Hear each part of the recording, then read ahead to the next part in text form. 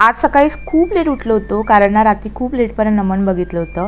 पण आई मात्र आहे ना सकाळी उठल्या उठल्या स्वयंपाकाला लागली होती, कारण ना तिला खूप काळजी असते ना सगळ्यांची. आई ते आईच असते. 2 दिवस प्रोग्राम असल्याकारणाने ना कपड्यांचा तर आडाच झाला होता. मग काय, आंघोळ वगैरे केली आणि कपडे धुण्यासाठी गेलो होतो धरणावरती. आता धरणावरती आल्यावर ना खूप मस्त वाटतं, तेच तुम्हाला व्ह्यू दाखवत असते मी. आणि त्याचबरोबर आईला मदत पण करत असते. त्यानंतर घरी आलो होतो. आता घरी मात्र आहे ना छोटे बच्चे आणि पप्पा याने ना साफसफाई मोहीम चालू केली. रियांश मात्र आहे ना त्याला जमेल त्या प्रकारे त्यांना मदत करत होता आणि त्याला बघून मला खूप लहानपणीची आठवण आली होती. आता इथे आल्यापासून ना रियांश एवढा हट्ट करत होता की गॅलरीमध्ये जाण्याचा, पण आम्ही मात्र त्याला घेऊन जात नव्हतो, कारण ना तो सारखा सारखा जाईल त्या कारणाने. पण आज मात्र त्याला वरती घेऊन गेलो होतो, त्यामुळे तो जाम खुश झाला होता.